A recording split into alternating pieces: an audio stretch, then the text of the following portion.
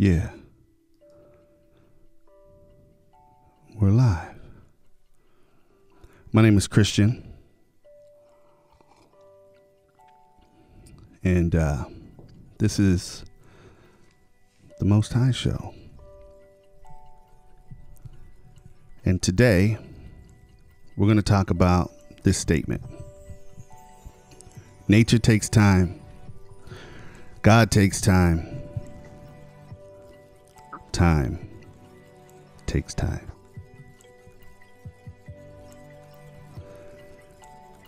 You know, I'm going to be honest with you. I can't tell you how much I don't like this. I don't like that I can only do what I can do today to reach the audacious goals that I want to see come to fruition tomorrow. But I have to keep telling myself that nature takes time, God takes time, and time takes time. So let's talk a little bit about time. If you can, picture an hourglass, an old way of measuring time. And at the top of the hourglass is the past, and it's large. And at the bottom of the hourglass is the future, and that's large too. And in between the vastness of the past and the vastness of the future is the thinnest point of the hourglass, where 1 to 2 grains of sand fall through at a time. That's where we are. In this present moment, right now, we are at that thinnest point in the hourglass. That's all we're privy to. Because the past only exists in our minds. The future only exists in our minds. And the only thing that actually exists is this present moment. The thinnest part of the hourglass, where only 1 to 2 grains of sand can fall through at a time. Talk about mindfulness. Talk about slowing down.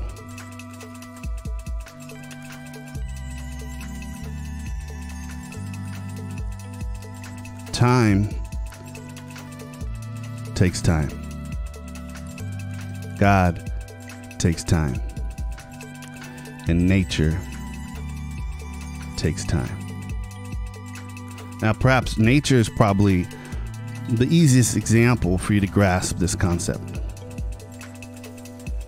If any one of you have ever planted anything. I was just in Oregon, and I performed my first wedding ceremony for a friend and his fiance. And I got to spend some time with my mom. And my mom is a gardener now. She's found this passion for growing her own fruits and vegetables. And if you've ever had like a vine ripened tomato, one that you don't get from the store, it's got a specific flavor and taste to it. But you don't just start with the tomato. A lot of us do. We start with the tomato because we just go to the store and get the tomato. But that tomato came because at some point in time, my mom went out there with a little seed and a little shovel, and she had the right soil, and she planted that seed, and sometime later it began to sprout. You know this. They teach us this in grade school, right?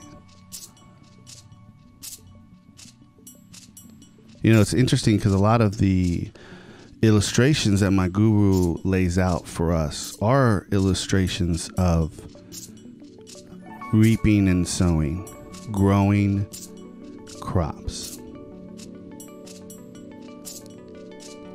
And it's a great illustration because it takes time. Some of us are battling sobriety right now. Some of us have days, minutes even.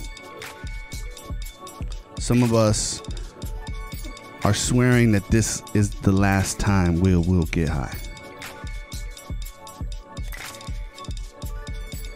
And in our minds, we can visualize this sober version of ourselves, this actualized version of ourselves. Chop wood, walk on water. And for a lot of us, when our focus is on that, we're blinded to what's right in front of us. The necessary action steps that we need to take today to get or stay sober. And time takes time. You want that tomato, you better plant that seed. There's a process at hand. And if we're not present for the process, well, number one, we might mess it up.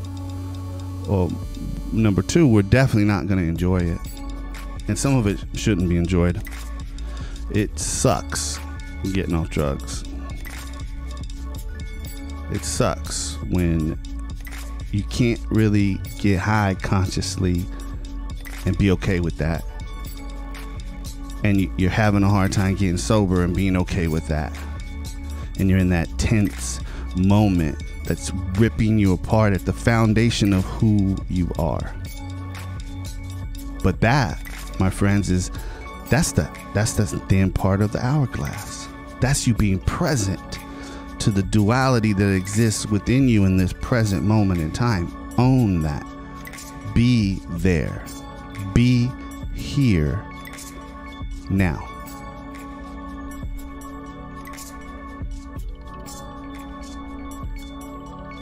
Nature takes time.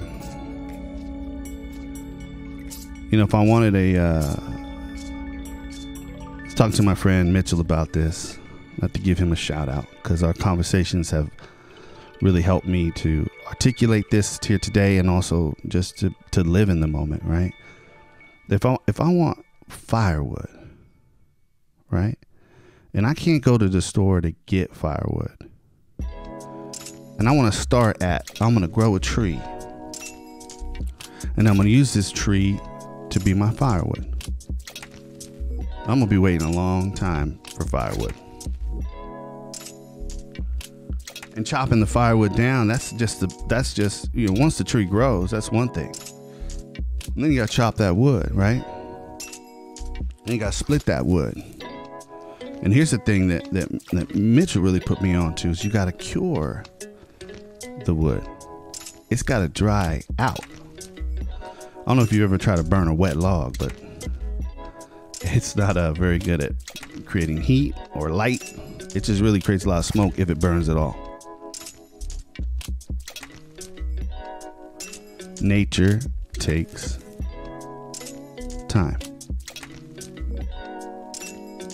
A lot of us want to be there. And you never get there without being here. And once you get there, then you want to be the next there. Or like I did this morning, I'm listening to my old rap group, the Mansion Boys. And I was enjoying that. It was nice. Listen to that. But if I which I have in the past, lose myself to romanticizing what life was like then, I'm not here. I'm then. And then my here becomes unsatisfying. I become discontent with my here because my mind and my being is trying to be back there. So to be present here now and listen to those songs is cool. It's a gift. Shout out Ryan Crosby for keeping them songs on the internet. We get to the next there, and then we want the next there. And to realize that time takes time to be in that small part of the hourglass means that I have to be here now. I was listening to a lecture by Ram Dass, and in the lecture he talks about his journey to meet his guru and how he has to take this arduous walk. The guy that he's traveling with, they're walking to see the guru. He has no idea where it's at, how far away it is, what that's going to be like.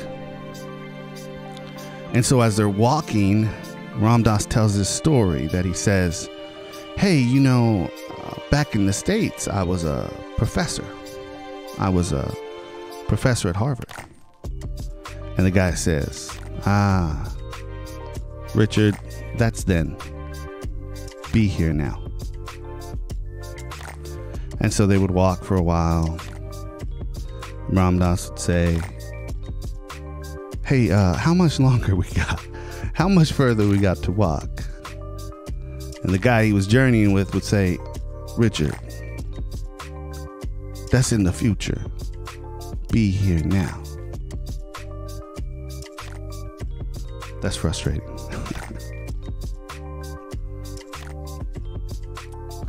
But the gift to be present in the moment takes time to just get to even that point.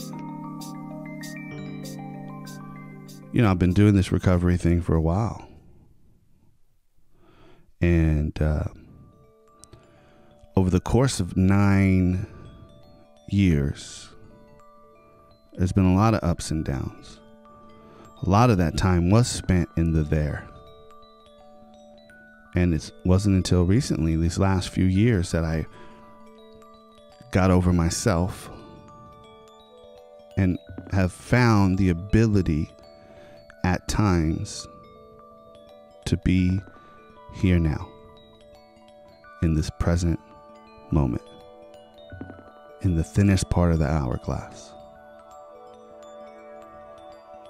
And there's a lot going on just right now. There's an exercise I was taught to help alleviate anxiety and stress and worry and constant rumination. And the exercise is to stop what you're doing, to take a look in the room that you're in and identify 3 things that you never noticed before.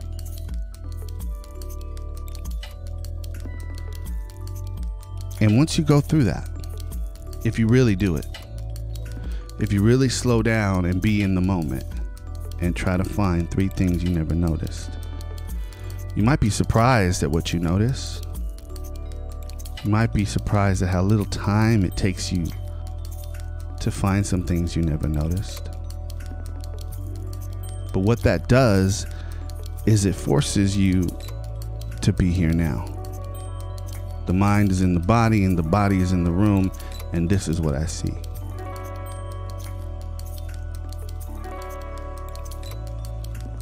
How is it that we allow thoughts to control us so much?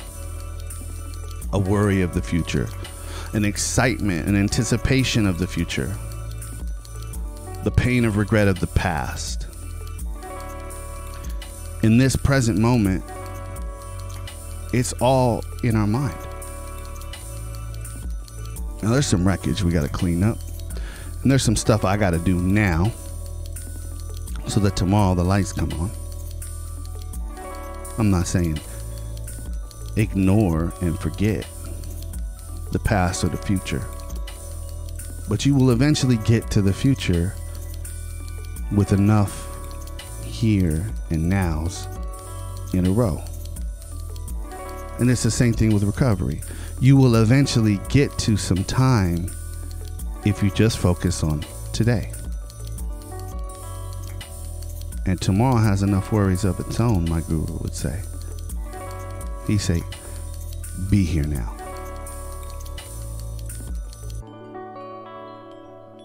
It's a practice of mindfulness. It's a practice of acceptance. And I've heard the stories that God swoops down in miraculous motion and movement and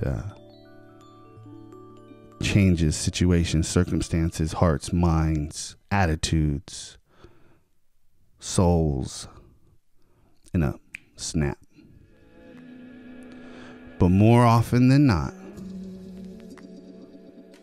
the God experience is received one moment at a time. And you look back one day.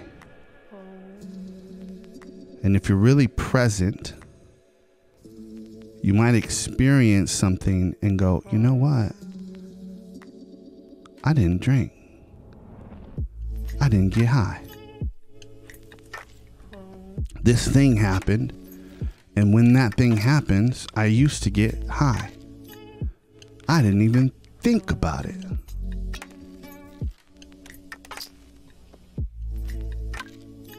And that's when your past has some purpose.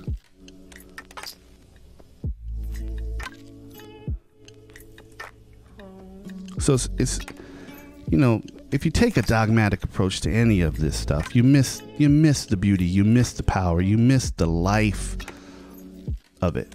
You miss it if you become too dogmatic about it. Yeah. That's a nice beat. Be here now.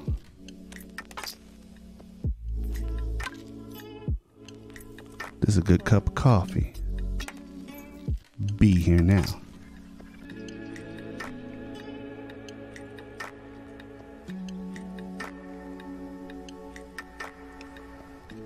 When you realize that you are both the problem and the solution, and you are able to be here now,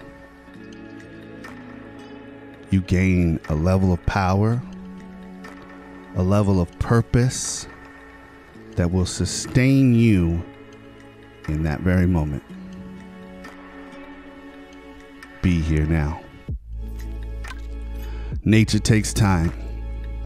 God takes time. And time takes time. I'll end with this, which is just to mention our culture of today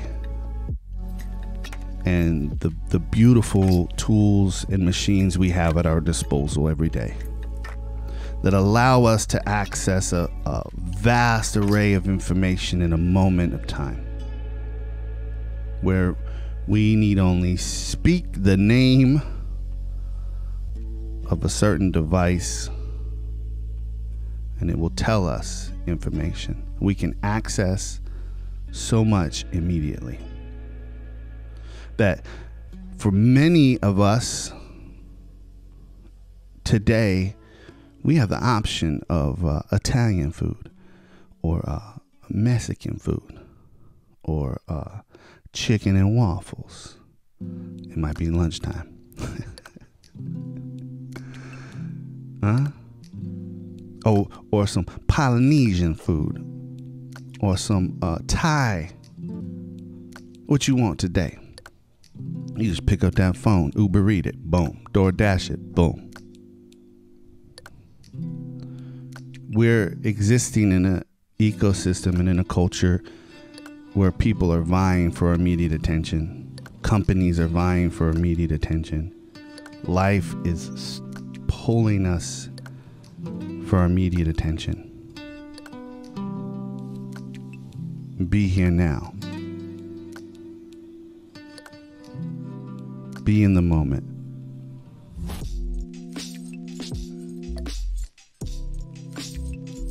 Understand what is happening around you. Be aware. Do what you need to do today to secure your future. Clean up the shit the mess that you've made.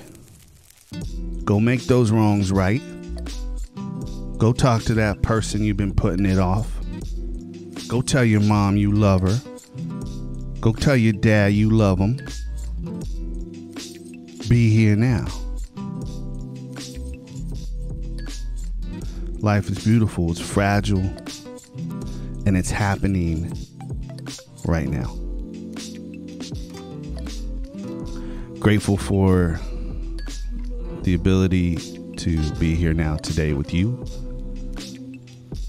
The ability to outline this and talk about it. And it's probably more for me than it is for you.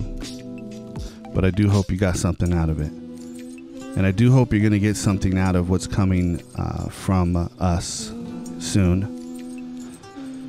And that is The Road to Recovery. It's a 10-part mini-series where we documented what it's like in long-term recovery. You know, the addict story we always hear about, you know, how terrible it was, and then there was a change, and now everything's better. And once you start getting some time under your belt, your problems change. Life changes.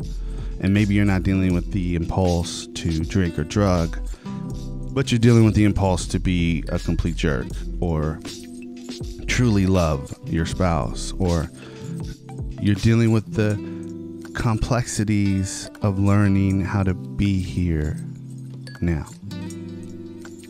And so we documented 8 individuals where they're at, and we do hope you'll tune in. It's going to start launching.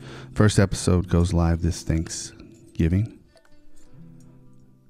or Thanks for Taking Day, some would call it.